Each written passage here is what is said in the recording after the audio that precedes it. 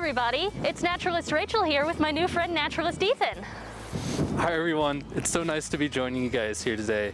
So spring is here, so meaning that it's a perfect time to talk about plants. You might remember in the January Junior Naturalist program, naturalists Christina and Danny talked about the winter changes that plants go through.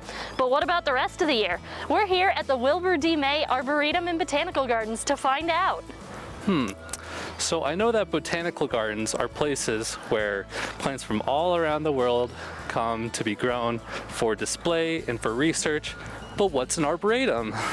An arboretum is like a botanical garden that specializes in trees. Here at the Wilbur D. May Arboretum, they have over 4,600 species growing on 13 acres of land. So let's go explore and find out. Wow, plants are so exciting. It's time to make like a plant and leaf.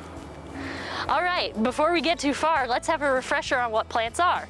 A plant is something that typically spends its entire life in one spot where it absorbs inorganic materials and water through its roots and then makes nutrients using sunlight through a process called photosynthesis. I know all about photosynthesis. It's an important process. Chlorophyll, the pigments in plants that make them green, take in sunlight to convert it into energy for photosynthesis. And so plants take in water and carbon dioxide and turn it into sugars, which the plant uses to grow, and oxygen, which we use to breathe. Did you know that there's a species of sea slug that also photosynthesizes? Wow, that's an interesting fact. I didn't know that. I know all living things need the sun, but we can't photosynthesize and make our own food out of it. Yeah, organisms that can make their own food are called autotrophs. And organisms that can't make their own food, like us, are called heterotrophs. I'm learning a whole lot right now, but can we move into the shade? Because I think I'm getting a little sunburnt. We need sunlight to produce vitamin D, but too much sunlight can cause damage. Actually, the same goes for plants. Yeah, so we all live in a desert. So anything that lives here in a desert has to deal with the bright sun, little water, high daytime temperatures, low nighttime temperatures. Animals can move around to hide or find water, but how do plants handle it? Plants have special adaptations that help them survive the harsh conditions of the desert. Waxy coatings on the leaves and stems, light colors on the flowers or leaves, and deep roots so that they can seek out water very far underground are some of the ways that plants have adapted to help them survive the desert. Yeah, so I see a lot of plants here in the Arboretum that don't have the adaptations that you talked about. How do those plants survive? Well, are you familiar with the terms native, naturalized, and invasive? Yeah, so I know that native plants are plants that were here before people, so they had time to adapt to the environment. Invasive plants come from somewhere else, they're non-native. So when they came here, they were really aggressive and started pushing out the native plants. But I don't really know about naturalized plants. Well, naturalized plant is a middle ground between a native plant and an invasive plant. A naturalized plant is a plant that is non-native to an area, but can survive here without human help. So it gets brought in and they are often used for decorations and to fill in spots in the environment that a native plant isn't in yet. So are the plants that aren't native here naturalized? Maybe some of them, but not all of them. So they would hire horticulturalists here to take care of the plants that aren't native and need help, to put in things like irrigation systems, to add extra water to these plants. They also fertilize the plants additionally, and they keep an eye out for any pests or disease that might come and harm the plants. Horticulturalists also check the native and naturalized plants to make sure that they're not stressing out either, because like people, plants can also get stressed out. Plantastic. I'm sure that the horticulturalists here at the Arboretum take really good care of their plants so that they don't become stressed out. Now that we've talked about what plants need, we could talk about the different types of plants. Now, plants could be broadly categorized into two different types, non-flowering and flowering. Now, There are a lot more flowering plants than non-flowering, but let's take a quick look anyway. Non-flowering plants reproduce in one of two ways. The first way is with spores. Spores? I know that mushrooms have spores. Are mushrooms plants? I can see how you would think that, but no. Mushrooms aren't plants, and we'll discuss why later. Spore-producing plants include things like mosses and ferns. These plants like to grow close to the ground, they like to be near water, and they enjoy humid conditions. They like these things because they release their spores into the air, where they're carried by wind, or they'll drop their spores into the water where currents carry them away to be dropped off at another location. We live in desert conditions here, so the chances of finding a fern or some moss are really slim. Yeah, so this process that you were talking about, it's called dispersal, right? Since plants can't move, they have to spread their seeds or spores out as large of an area as possible. That's correct. So now that we've talked about spores, let's go talk about some seed plants. The second way non-flowering plants reproduce is through seeds. So these types of plants are called gymnosperms, which translates to naked seed. Their seeds aren't protected by shells or fruits, and so they're exposed. Examples of gymnosperms are pine, fir, and spruce trees. The seeds that grow from these are growing on the scales of the pine cones. I see what you're talking about. Another example of a gymnosperm is the Ginkgo tree, which is often used as decoration for its fan-shaped leaves. Fun fact, there's only one species of ginkgo left alive today, and that's Ginkgo biloba. Huh, I did not know that. Do ginkgo trees reproduce by cones with their seeds? No, so ginkgos produce these fruit-like seeds that smell really, really bad. A lot like sour butter, and only female ginkgos produce seeds. So when you're walking along the street and you see a ginkgo tree, chances are it's a male ginkgo tree, and those only produce pollen.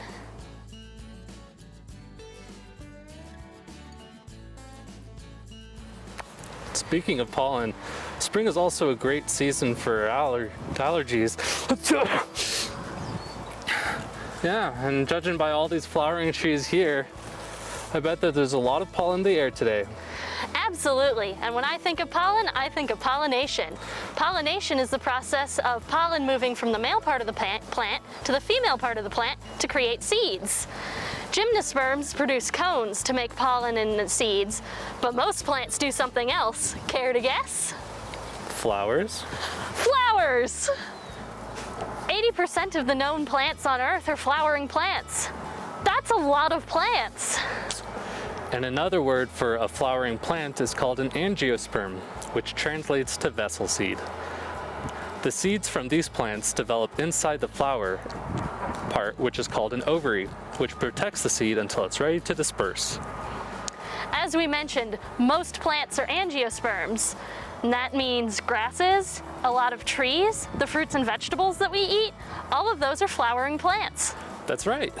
Though that doesn't exactly mean that the flowers have to be very showy. Some flowers are really, really small. The smallest flower in the world comes from an aquatic plant called the watermeal. The plant is about the size of a grain of rice, and its flowers are even smaller. Whether a flower is not very showy or very big and flashy, all flowers developed so that a plant has an increased chance of being pollinated. Let's talk about how pollen travels. Yeah, so earlier we talked about spores, which could be carried by wind, water, and even animals. Pollen can travel the same way. So you could tell the way that a plant is supposed to be pollinated by looking at its flowers. So here we have an example of a wind-pollinated plant, and we can tell this because its flowers are very small and not showy at all, and they're exposed to the wind, so that when a strong breeze comes through, the pollen is lifted and carried on to the next plant. When I think of pollination, I think of pollinators. Insects like bees and butterflies show up in the spring and they do a lot of pollinating. Yeah, a lot of animals and insects are important pollinators. Did you know that many flowers actually evolved to encourage these insects into pollinating them? What? Yeah, so Flowers evolved certain scents, certain colors, and even provide food rewards to pollinators to carry pollen from one plant to another. Some pollinators can pollinate many plants, but some plants can only be pollinated by one or a few insects. So you can pay attention to the flowers and find out what might be pollinating them. Yeah, I think I've heard of that. It's called pollinator syndrome. And so there aren't too many flowers blooming right now, but let's try to find some and see if we could spot some pollinators on them. Here we have Forsythia, one of the first plants to flower in spring. It's very distinct with these bright yellow flowers that only have 4 petals. As an early blooming flower, it attracts a variety of pollinators, but it's no one's favorite. Most pollinators will choose other flowers over Forsythia later in the season. This plant here is a daffodil, another early blooming flower. It's easily recognized because of the 6 petals surrounding a trumpet-like cup. To us, it appears yellow or white, but bees see differently than we do, and to them, the back petals are a completely different color than the cup. It's like a landing sign for them, pointing to where the nectar and pollen is. Many flowers are like that, and we can only see what insects see when we look at flowers under a UV light. Magnolias are one of the most interesting trees when it comes to flowering and pollination. They have these very flashy flowers that are often pink or white and have no scent to them whatsoever. If you find one of the petals on the ground, you can pick it up and feel it to feel how thick and fleshy it is. If you spot a tree, keep your eye out for damaged flowers, especially ones with holes in the base of them, because then you might spot Magnolia's pollinator, beetles. Magnolias were one of the first flowering plants to evolve, so when they evolved, bees and butterflies didn't even exist yet, and that's why they're beetle pollinated. This plant here is a member of the willow family, and it gets wind-pollinated. You could tell because of these caterpillar-looking doodads, which are actually flowers. And so the technical term for these are called catkins, and so what they're meant to do is release as much pollen into the air as possible. There might be some bees floating around, but they quickly leave as soon as they realize that the flowers here have no nectar. Now that we've learned all about pollination, it's time to talk about the next step. What happens to the seeds? So earlier we talked about the process of dispersal with spores, though seeds also need to be dispersed. Seeds come in different shapes and sizes. They could come in the form of wings, where they will be carried off by the wind, or in the form of hooks, where they could latch onto clothing and fur and travel long distances. Velcro is actually inspired by one of these seeds called burr seeds. Animals are also really good at dispersing seeds. Birds in particular will find an area with berries, eat the berries, fly miles away, and then they'll poop out the seed, hopefully onto some fertile ground where the seed can germinate and grow. Squirrels are also good at dispersing seeds. They like to collect nuts and berries for winter. They'll bury them in the ground, and then they'll forget where that stash is. So that seed has a chance to germinate and grow where the squirrel buried it. Humans, though, are the best at seed dispersal because they'll do it on purpose. Many times humans will plant a plant just because it looks pretty. So if you decide to make a pretty looking garden outside, make sure that you use only native plant species. That brings us to our craft for this month. Our friend Leela is going to be helping us with that, and I hear that it's something plant-tastic. Plantastic. Hi everyone, today we're going to be making seed planters. You will need a clay pot, a soil pellet, and a bowl of water. I already filled up my soil pellet with the water. The water should be about halfway above the soil pellet. We'll let that soak for 5 to 10 minutes. You'll need seeds, some chalk, a toothpick, or a pencil to sow your seeds. So while we're letting that soak for about 5 to 10 minutes, we can draw on our seed planter. We have 4 different colors of chalk.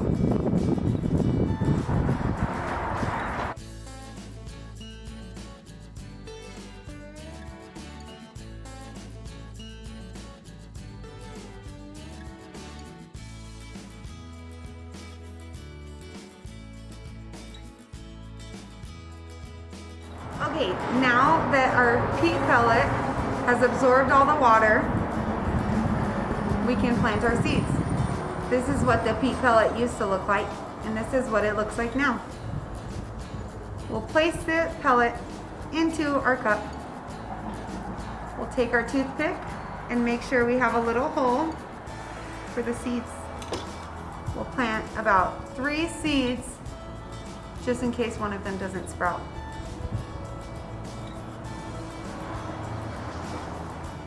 Hi everyone, for craft number 2, we're going to be making our very own greenhouse. I wrote the date on mine so that we can see how long it takes for our beans to sprout. We'll need beans. I soak them in water for about 8 hours. You can do this overnight.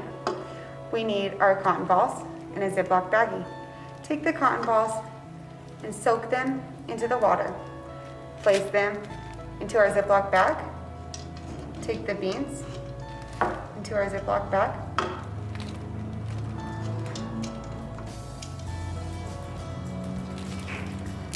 Zip it up. Tape it. And then we can tape it to the window.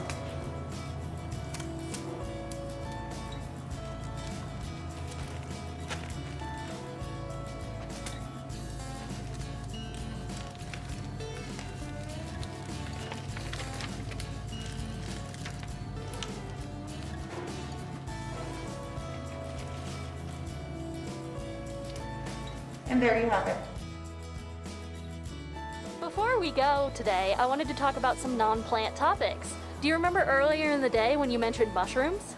Yeah, you said that they weren't plants. I know that mushrooms take in their nutrients and water through their roots, so how are they not plants? Well, first of all, the main part of the mushroom that we see above ground is actually just the fruiting body or the reproductive organ of the mushroom or fungi. The mycelium, which is the main body of the mushroom, is underground and it can cover large distances. The biggest one that I know of is 2.4 miles of covered area. Secondly, mushrooms are heterotrophic, meaning that they have to get their food from somewhere else. Specifically, mushrooms feed on decaying matter, and if it weren't for mushrooms, wood wouldn't decay. And lastly, mushrooms share more similar DNA with us than they do with plants. When exposed to sunlight, mushrooms create vitamin D. They don't photosynthesize. Oh wow, looks like there's not much room in my brain for all this information. Guess that just shows you that just because it acts like a plant doesn't mean it is. Hey junior naturalists.